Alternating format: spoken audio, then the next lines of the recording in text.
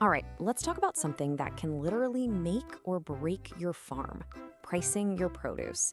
I know, it's not the glamorous part of farming, but if you get this wrong, you're not just working for free, you could actually be losing money with every single thing you sell. So, yeah, this is a big deal. Let's get into it. You know that feeling, right? You're packing up after a long, hot day at the market, you've got a pocket full of cash, and you think to yourself, hey, if I sold it, I made money. It feels so true, doesn't it? But, and this is a huge but, that simple little thought, well, it's a trap, a really, really big one. So, why is it so dangerous? Well, think about it. When you say that, you're completely forgetting to pay yourself. Your own hard work, all those hours in the sun, it just becomes a free gift to your customers. And what about all the other stuff? The tools, the insurance, the taxes, poof, gone. You basically end up paying for your customers to eat out of your own pocket. But don't worry, we're gonna fix that right now. Okay, let's jump into our first strategy. This one's called cost plus pricing, and you can think of it as the safe way to do things. It's all about knowing your own numbers, inside and out. So what's the big idea here? It's actually pretty simple and really powerful. With cost plus, you stop worrying about what the big grocery store is charging or what the farm down the road is doing. The only thing that matters is what it costs you to grow that tomato or raise that chicken.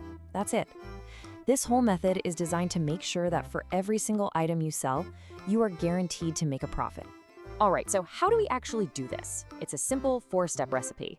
Step 1, add up all your direct costs. You know, the obvious stuff like seeds, compost, feed. Step 2, and listen up because this is one everybody forgets, you have to add in your labor. Pay yourself. Give yourself an hourly wage and build it right into the cost. Step 3 is overhead, your tools, your insurance, all that background stuff. And then finally, step 4, add your profit. That's the plus in cost plus pricing. It's the whole reason you're in business. Okay, let's walk through an example to make this super clear. Let's use pasture-raised eggs. First up, direct costs. We've got our feed, our cartons. Let's say that all comes out to $3 a dozen. Easy enough, right? Next, we're adding that step that always gets ignored: your time. All the work of collecting, washing, packing, we're gonna say that's worth $1.50 per dozen. You have to pay yourself for that work. So we add those two together and we land at $4.50. Now this number is so important. This is your break-even number. If you sell a dozen eggs for exactly $4.50, you haven't made any profit, not a dime. All you've done is cover your costs and pay yourself for your time. That's it. But we're trying to run a business here, not a hobby, right? So we need that profit margin. Let's add a solid 30% markup on top. And that brings our final price to $5.85. That is a price that actually pays the bills, pays you, and helps your farm grow. So let's be real about cost plus. The good stuff? It's amazing. You know for a fact you're making a profit on everything. And it's a fantastic tool for figuring out which crops are just not worth your time. But there's a downside.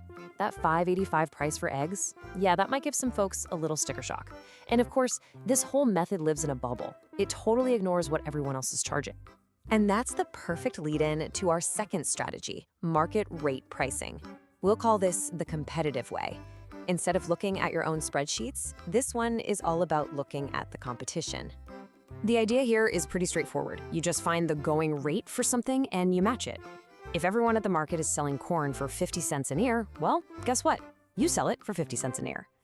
The thinking is you'll still make money by just being more efficient than everybody else. Okay, let's bring our eggs back into the picture, because this is where things get messy. Remember, it costs you $4.50 to produce a dozen eggs, but you walk into the store and you see free-range eggs on the shelf for $4. Uh-oh. This is where the safe way and the competitive way have a head-on collision.